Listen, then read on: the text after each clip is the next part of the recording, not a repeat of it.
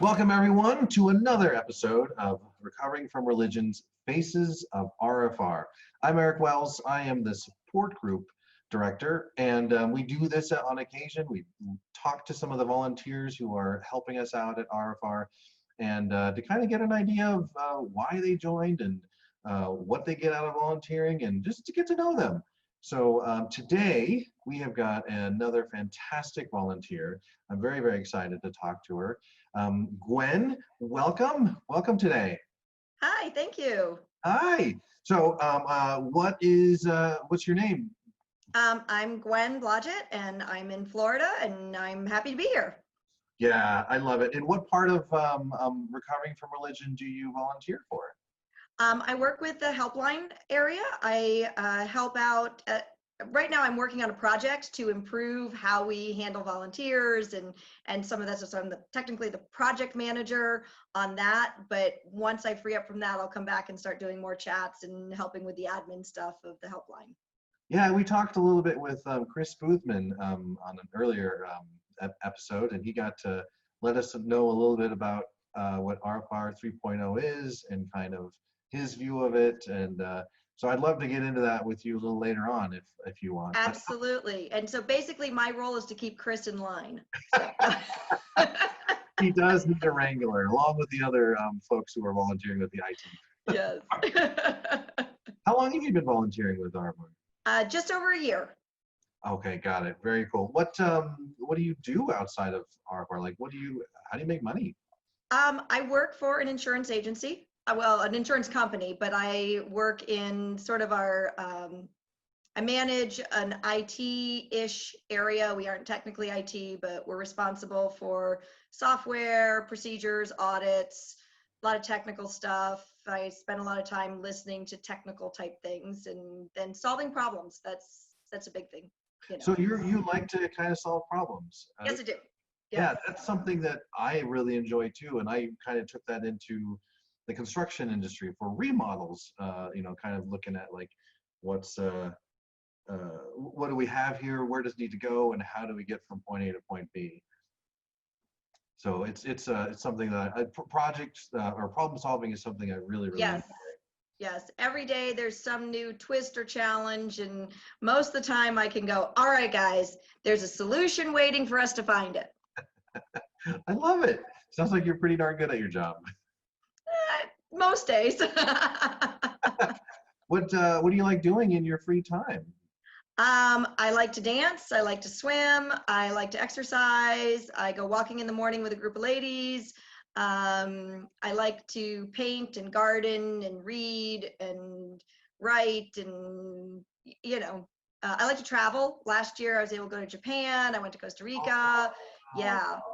It's so I'm not doing much traveling right now, but I do love to travel. I don't think a lot of people are doing much traveling right now in the middle of this COVID-19 pandemic. Yeah. Yeah. What do you like to read? Because I like reading science fiction and stuff like that. Do you have anything in particular you like to read? Well, so one of my hobbies is I write a little bit of erotica. And so I have some other friends. And so I'm currently reading a friend's erotic book, and it's been very good. And then I also like mysteries. And then I like to read like self-help books as well. Just finished, I really love How to Unfuck Your Brain, and stuff about how the brain works, how we think, how we process stuff. I really enjoy that, and yeah. Got it.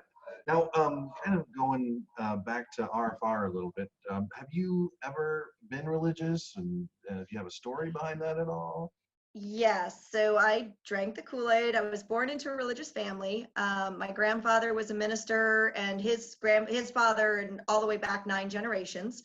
And I was raised 9 generations. Yes. So here in the States, or in 1632, my 10th great grandfather came from England via Holland because they got kicked out of England for not following the Church of England. They came to Plymouth and they settled. One of my grandfathers was the first pastor at the Old Ship Church in Massachusetts. And yeah, so New England heritage, lots of very religious family members. My Those aunt's are, a missionary. My mom is currently runs a mission organization for children in the Kibera slum in Kenya. And my sister was a missionary in New York City for 12 years. And my first husband was a Southern Baptist preacher, so I was a preacher's wife. And so you were a preacher's daughter and a preacher's wife. grandfather preachers. My grandfather was the preacher. Oh, okay. Yeah. And then I was a preacher's wife. And then I did a little stint of gospel clowning. So I would, my mom and I would do vacation Bible schools throughout New England. And we would do puppets, and I was a ventriloquist and a gospel magician, and I dress up like a clown. And yeah. Wow. That was, you literally drank the Kool-Aid. That is Yes. a great, I have not heard of anything like that. Like, it's so deeply rooted in your family, it sounds like. Yes, very deeply rooted. And so that's been the real struggle is that it seems like every few months I discover something else that is, I'm like, oh my goodness, that's from religion too, you know? Yeah. And working in the support, I was a support group leader for about 5 years, and the same thing happened to me. I've been an atheist for about 10 years now, and I keep finding stuff, ways that I think or ways that I act that kind of go back to how I was raised religious and some of my private school teaching and stuff. So yeah, Yeah. it's a lot of work to kind of find that and work on yourself to get it straightened out. Yes. So Yeah. what kind of started you doubting that this stuff was real? Well, after my first marriage ended, I was disqualified from working in the church because I was divorced. Oh. So I bought a Christian. Was he disqualified as well? Yes. Okay. Yes. So it's not just And yeah, so we were both disqualified. No need to go into all the details, but I still wanted to serve God, and I felt like God told me to buy the Christian bookstore. So I bought the Christian bookstore, and being there, I served all religions. So I had always been in kind of my very fundamental exclusive group, but I became friends with nuns, and there was a Lutheran pastor that I became very close to. And I started like going, wait a second, because I'd always believed our group was the group that had it right. And it started kind of, yeah. I started going, wait a second, there's like all different branches. And then in 2007, when a lot of things went under, a lot of private bookstores went under, I went under as well. And went through bankruptcy, got remarried, and I just kind of drifted from going to church regularly. And then slowly over time, I started just kind of not having that weekly, well, actually almost daily pumping in. And then as my kids got older and they started facing challenges, I started wondering if I was hearing God or if I was hearing myself. I started doubting the answers to my prayers. And then I took a class through Coursera on the history of mankind, taught by, I wish I'd remembered it, as History of Mankind, I think is the name of the book, but it was like this 12-week class. And in it, he talked about some of the atrocities that were committed by missionaries. And I grew up, we didn't know about Spider-Man and Wonder Woman. We had the Missionary of the Week card. And like, we learned about their family and where they served, and we prayed for them. And I remember being really especially tied to this one family because they had a daughter the same age as me named Gwen. And so they were my favorite missionary family. They were my missionary hero. And then when I started finding out, like, Amy Carmichael and some of these other, missionaries and mission organizations, and how they would, refuse to help people unless they converted, or they would exchange guns if the chief vowed to make his whole village Christian. And I started going, that doesn't sound right. And then the kicker was when he taught about how as humans, we are really good at putting together imaginary things. So he had the example of business. It's an imaginary thing. It's not the people. The people can change. The buildings can change. The products or services provided can change. It's just that we as a people agree that this is a business and this is how we have to interact. And it's the same way with our governments and with our money. And I went, that's God. God is simply an agreement we make with other people, and we interpret the world in light of that agreement. And I remember I was just in my kitchen. I went, I don't believe in God anymore. Wow, so it was really quick then. It wasn't and like a long downhill type of thing. Yeah, well, it was about probably 8 years from when I first started going, wait a second, we're not the only ones, until that moment. It was about an 8-year journey. Yeah. But I was a fully committed, believing in God, didn't have doubts of God when I walked into the kitchen. And that lesson, I went, I don't believe in God. Wow, that's pretty powerful. That's neat. Yeah. So how would you kind of describe your beliefs now? Where are you at now? Well, I happily call myself an atheist, because as I define that word, that is someone who does not have an active belief in God.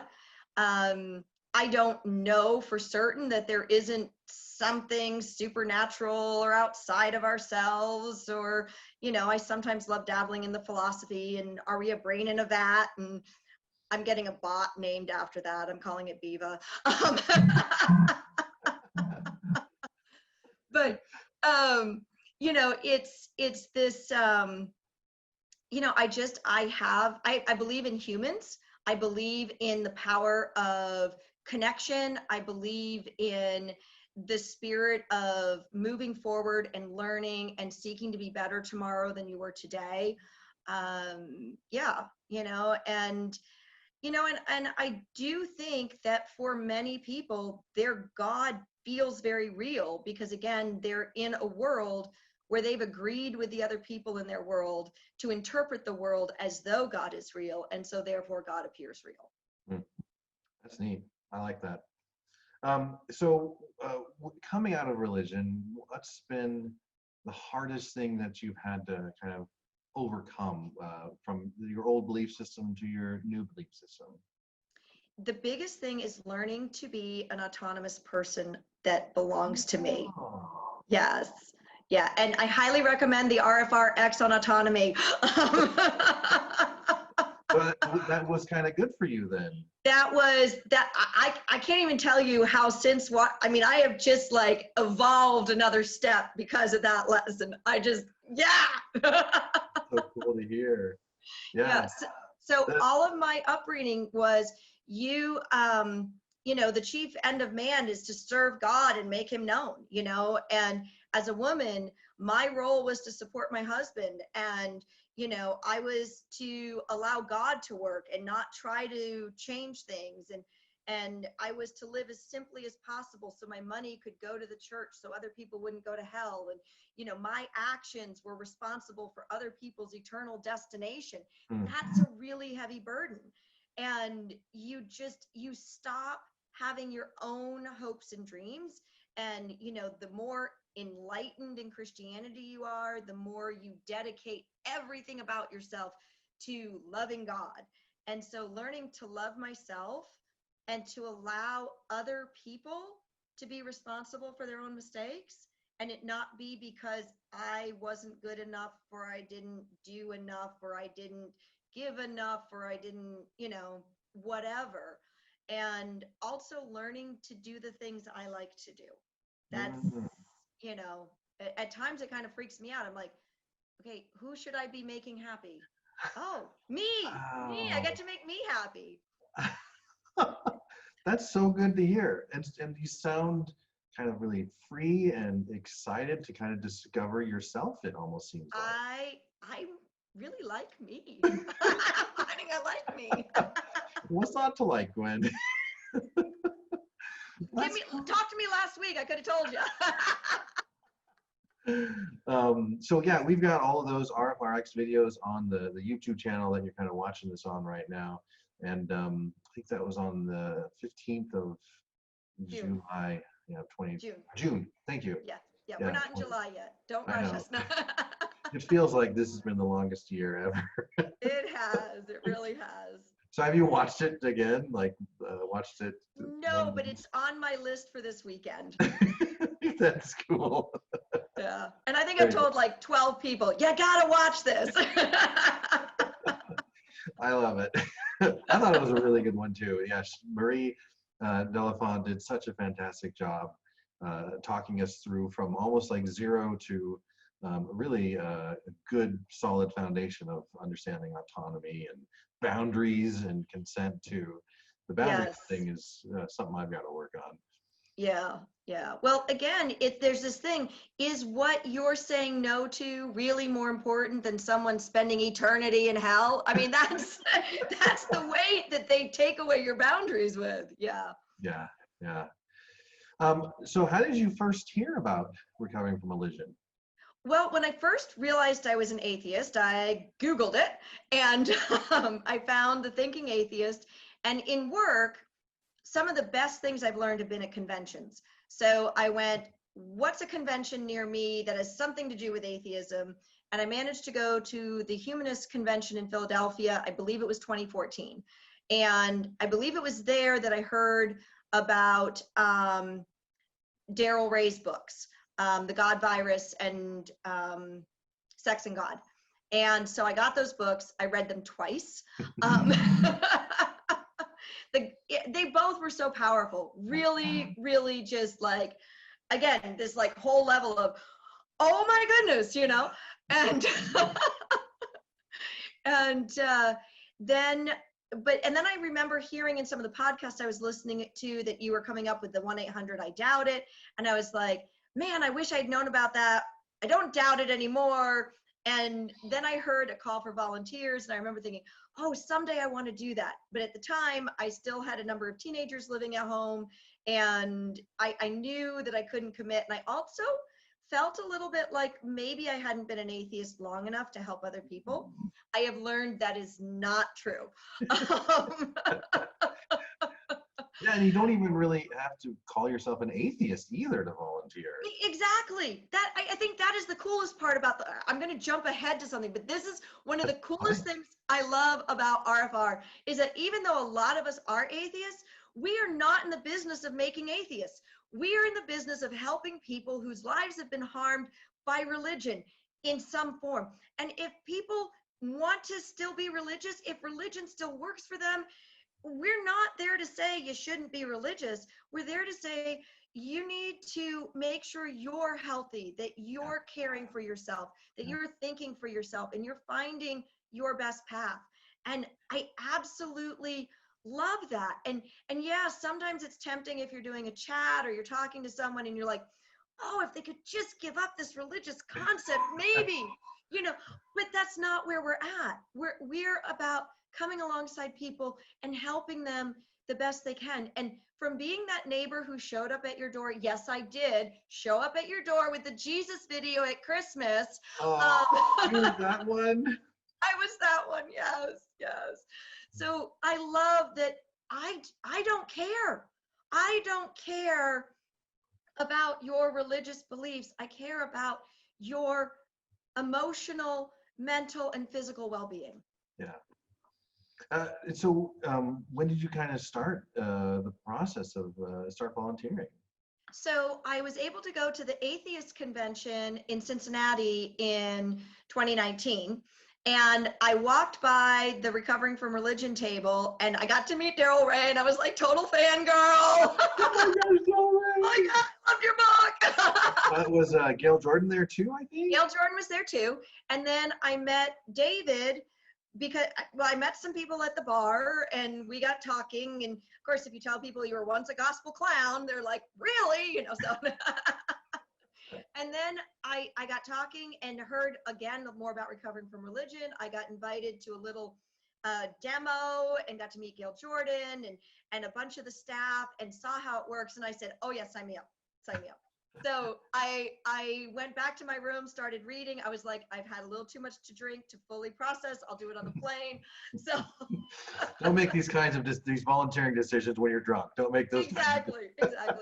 So I think I got my application submitted by the end of April. I had my first interview early May, and I was trained, and I think I took my first chat sometime in June of last year.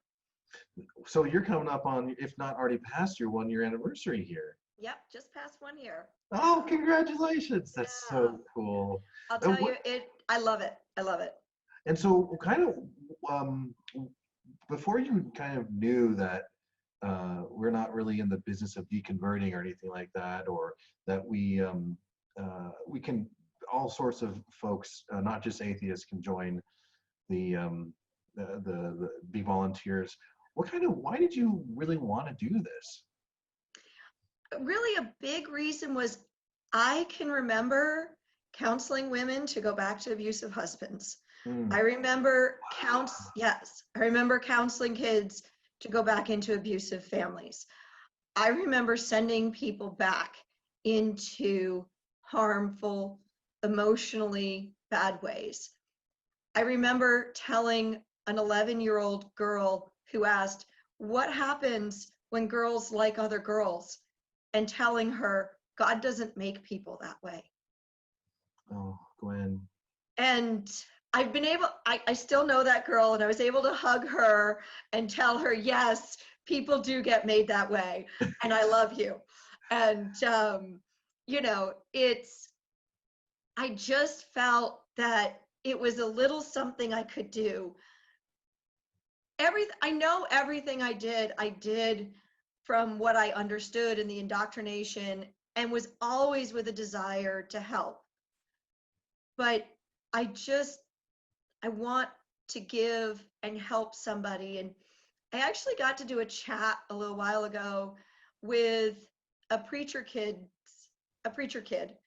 And because my kids were preacher kids, I knew exactly what was going on with her. Oh.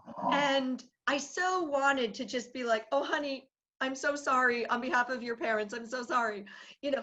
But thankfully, our training it's about not being about us.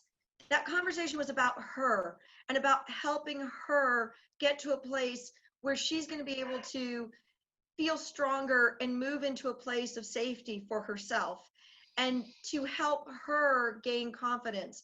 And I wept after the conversation, because I was like, I wish this had been there for my kids before I became an atheist.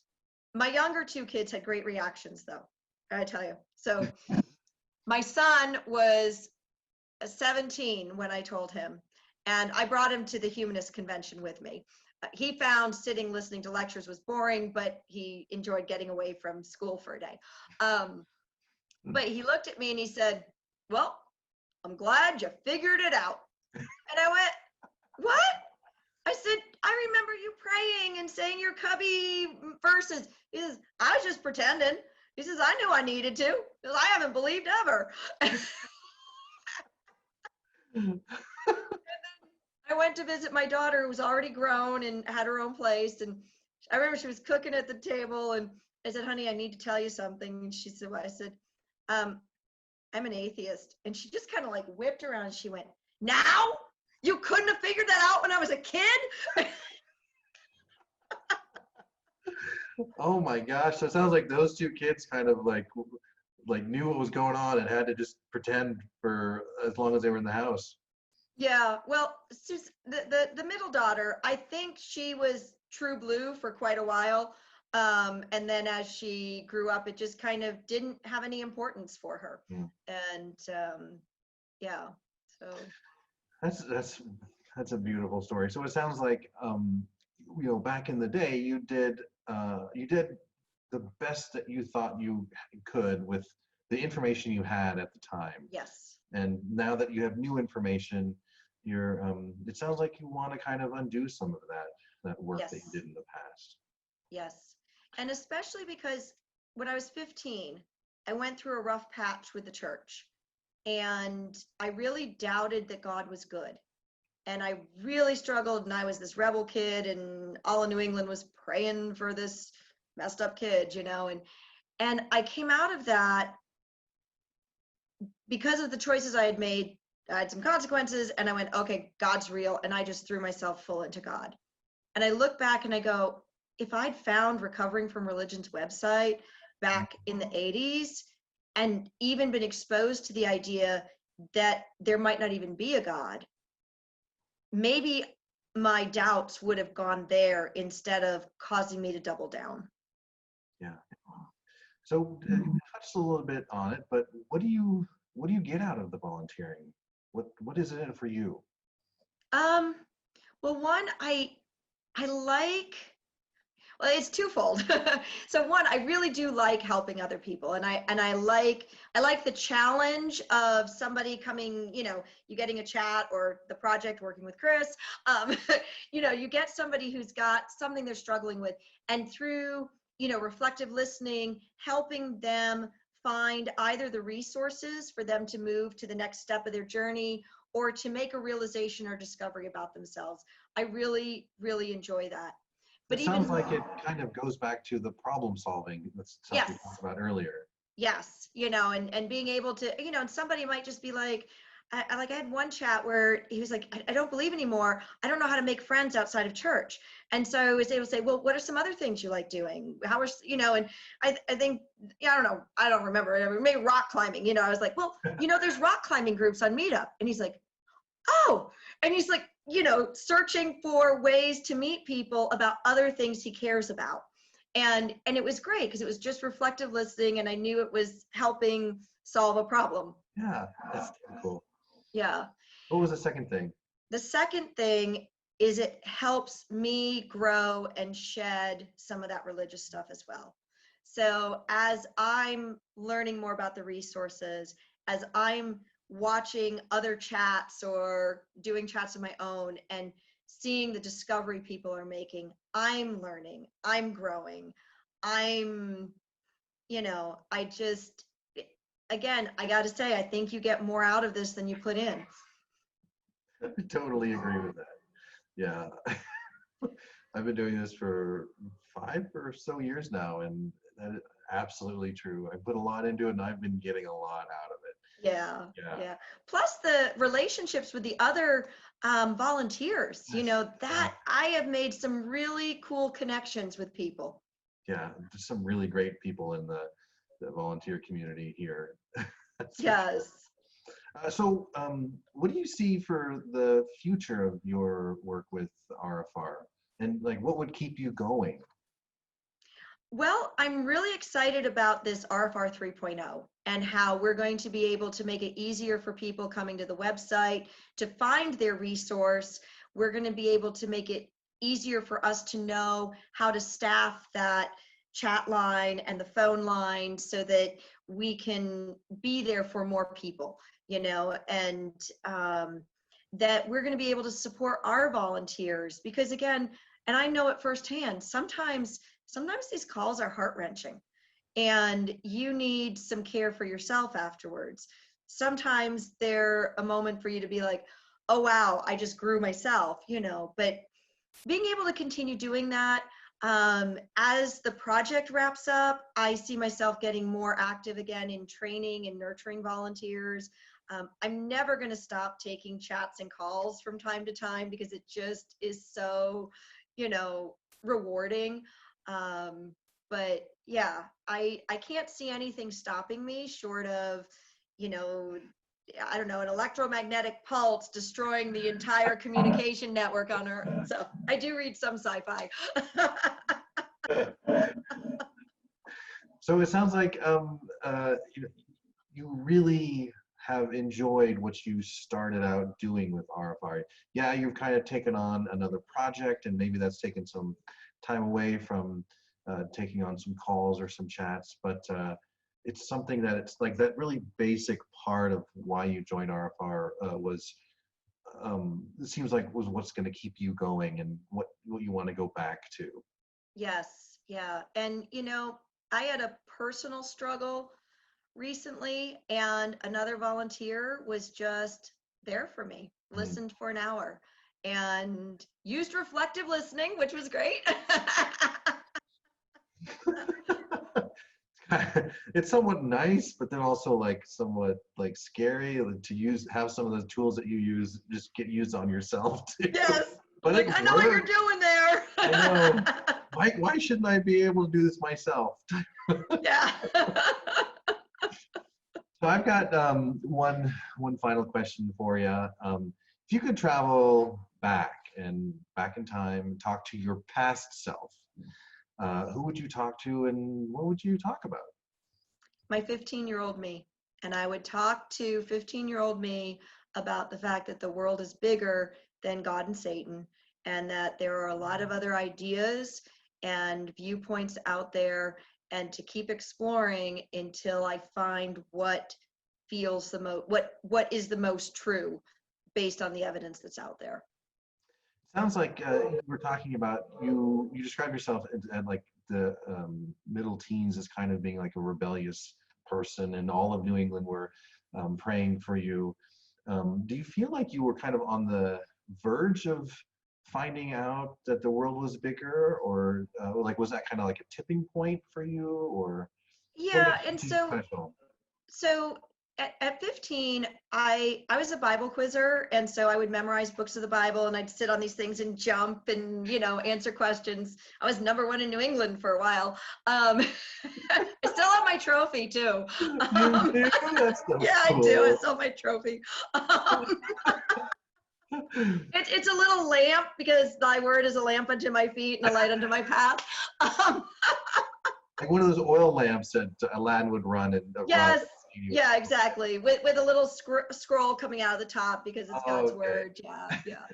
So and I actually burned out a couple of Sunday school teachers because I started asking those hard questions. If God hardened Pharaoh's heart, why was Pharaoh guilty? If God needed Judas Wow. to betray him, why was Judas sent to hell? Why, if I commit suicide, do I go to hell? But if I steal a candy bar and get run over by a truck, I don't. If all sins are the same, and I was asking these really hard questions. And I got told, look, you asked Jesus to be your savior when you were 4, and therefore you are a Christian. God will not let you go. And I said, but that's not fair. I didn't know enough to make a decision then. And they said, it doesn't matter. And so I went, well, I'm going to do everything the church says no to. Well, guess what? When you're 15, there are a few things the church says no to that really aren't good for 15-year-olds to be doing. It's also good in the real world to not be doing them, even though the church says. Exactly. A broken clock is right twice a day, That's a good metaphor. And so I actually found myself a single mom, a teenage mom, and that's when everything turned, and I was committed to. And one of the things that was so hard was that because I had sinned, I could never have God's perfect will again. And so my only hope was to give my children God's perfect will. And so I lived from that point on until I shed my Christianity, feeling like I had blown it because of my doubt. And even now, okay, I'm having another, like, oh my goodness, I was being punished in this world because I'd had doubts as a teenager. That's what teenage brains do, Exactly. Yeah, yeah. Yeah, it was teenagers were trying to explore the world around us and find our boundaries and kind of get to know ourselves a little bit. And we're also dealing with all sorts of crazy hormones and emotions that we've never experienced before. Mm-hmm.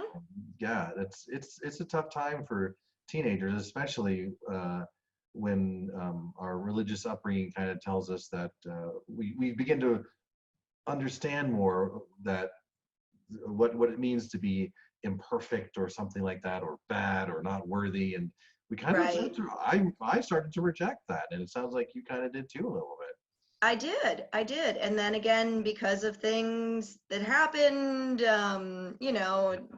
and I've got so many other crazy off the wall stories. We do not have time for them, but at the next convention, we'll sit around with some drinks and I'll share a few more. I love it. Have you ever considered writing a book about this? I've started. Congratulations. That's really cool. Yeah. So That's awesome. I love hearing that kind of stuff because yeah. there's people out there like yourself who have got some incredible stories that could help others and will help others. They just need to be out there for folks. Yeah. So I with that in mind, I'm really grateful that you opted to sit down and talk with me and kind of share with us. I've loved it. Yeah, this was a lot of fun. I'm really glad I got to know you because you and I have really only seen each other maybe once or twice and in passing. And Yes. this is kind of like the first time we get to sit down and get to know one another. And Yes. you're an awesome person. Oh, thank you. I think you are too. And I need to hear your story. Is there one of these about you and how you got in this? No, there isn't. No. Do you need someone to host that so we can hear about you? I'm a little boring. I doubt it. No, there isn't one of me yet. So maybe there will be one day. Okay. Gwen, again, thank you so much for sitting down and talking with us. I really, really appreciate it. Thank you. All right, guys. Well, that's going to wrap up this episode of Faces of RfR. If you're interested in volunteering, there'll be a link in the description. We can always use donations here at Recovering from Religion. And if you need our services, if there is something that is bugging you, some doubts that you had about religion, we have got some support groups, and we have got 24/7 helpline care through our chat line and through the phone line. And then we also have professional therapy with the Secular Therapy Project, where they are screened and vetted for having evidence-based treatments, proper licensing, and a secular practice, which means no proselytizing will occur. All right, guys, thanks for hanging out, and we will see you on the next episode. There's no reason to go it alone. Recovering from Religion is ready whenever you are. Reach out today at recoveringfromreligion.org.